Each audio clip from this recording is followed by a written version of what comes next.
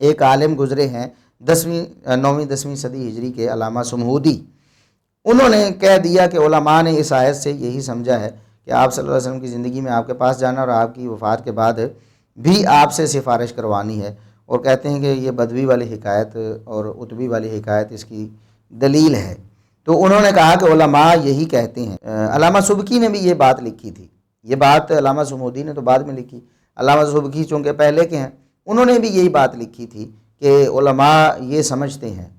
جو علماء ہیں وہ یہ سمجھتے رہے ہیں کہ نبی کریم صلی اللہ علیہ وسلم کی قبر پر سفارش کروانے کے لیے آنا چاہیے۔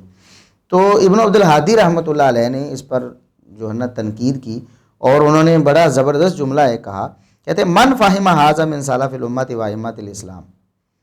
آپ جو کہتے ہیں کہ پہلے مسلمان ہیں وہ ایسے کرتے جو ایسے سمجھتے رہے، آپ ہمیں بتائیں تو صحیح کہ اسلاف امت میں سے اور ائمہ اسلام میں سے کون ہے جس نے یہ سمجھا ہے۔ ہم بھی یہی عرض کرتے ہیں اپنے بھائیوں سے کہ ائمہ اسلام میں سے، اسلاف امت صحابہ تابعین اور ائمہ دین میں سے کون ہے جس نے یہ سمجھا ہے جو آپ اس آیت سے سمجھ رہے ہیں۔ فاذکر لنا الرجل واحد من الصحابۃ والتابعین اور تابع تابعین والائمۃ الاربعہ، کہتے ہیں کہ ہمیں کسی ایک بندے کا تو نام بتائیں، صحابہ میں سے، تابعین میں سے، تبع تابعین میں سے اور ائمہ دین میں سے، ائمہ اربعہ میں سے، امام ابو حنیفہ، امام مالک، امام شافعی، امام احمد بن حنبل رحمۃ اللہ علیہ، انہی میں سے کسی کا آپ نام بتائیں کہ انہوں نے کسی موقع پر ایسی بات کہی ہو کہ اس آیت سے یہ ثابت ہوتا ہے کہ حضور صلی اللہ علیہ وسلم کی وفات کے بعد ان کی قبر پہ جا کے آپ نے ان سے سفارش کروانی اور انہوں نے کرنی ہے۔ تو وہ کہتے ہیں کہ او غیرہم من الائمۃ و اہل الحدیث والتفسیر، چلو صحابہ سے نہیں، تابعین سے نہیں، تبع تابعین سے نہیں، ائمہ اربعہ سے نہیں، ان کے علاوہ اور بھی ائمہ اسلام ہیں، محدثین ہیں، وہ مفسرین ہیں، ان میں سے کس نے یہ انہ فاہم العموم بالمعنی الذی ذکرتہ، کہ انہوں نے اس حدیث سے وہی عموم مراد لیا ہو جو آپ مراد لیتے ہیں کہ آپ کی وفات کے بعد قبر پہ آپ سے جا کر فریادیں کرنی ہیں اور آپ نے ان کے لیے سفارش کرنی ہے۔ وہ عامل بھی او ارشد الیہ، یا کسی نے ایسا کوئی عمل کیا ہو یا ایسی رہنمائی کی ہو، لوگوں کو کہا ہو کہ جاؤ قبر نبی پہ جا کے اپنے لیے سفارش کرواؤ۔ فدعواک علی العلماء بطریق العموم ھذا الفہم دعوی باطلۃ ظاہرۃ البطلان، کہتے ہیں کہ یہ جو دعویٰ آپ نے علماء کے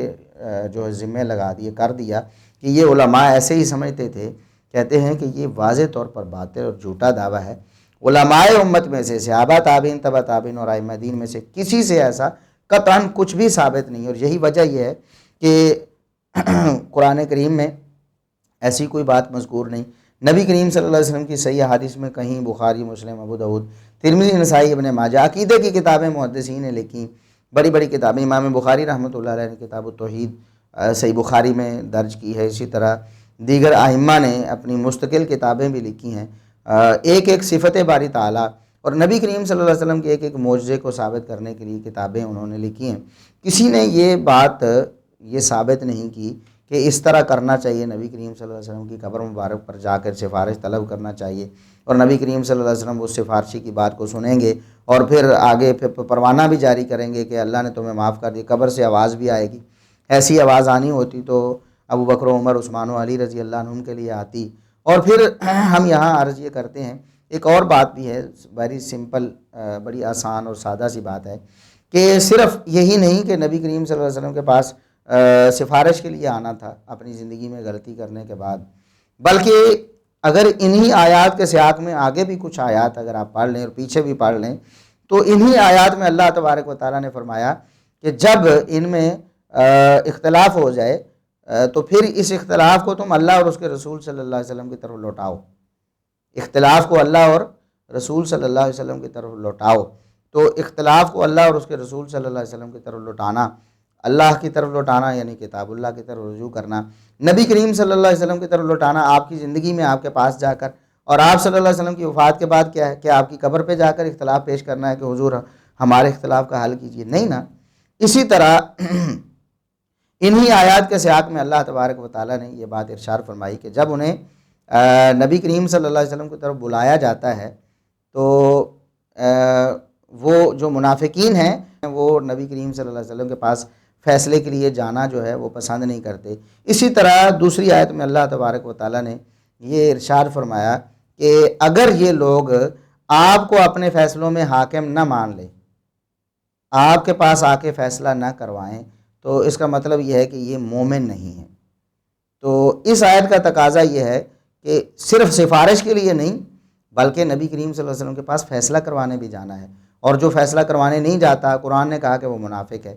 تو پھر اگر اس آیت میں عموم ہے تو اس آیت میں عموم کیوں نہیں ہے؟ اگر اس آیت میں قبر پر جا کر سفارش کروانے کا عموم ہے تو ان آیات میں نبی کریم صلی اللہ علیہ وسلم کی قبر پر جا کے فیصلہ کروانے کا عموم کیوں نہیں ہے؟ اگر قبر پہ جا کر سفارش کروانے سے آواز آ سکتی ہے کہ اللہ نے تمہیں معاف کر دیا ہے، تو قبر پہ جا کے فیصلہ کروانے سے بھی کہ حضور ہمارے درمیان اختلاف ہو گیا فیصلہ کیجئے، تو قبر سے آواز آ سکتی ہے کہ تم میں سے فلاں صحیح ہے اور فلاں غلط ہے۔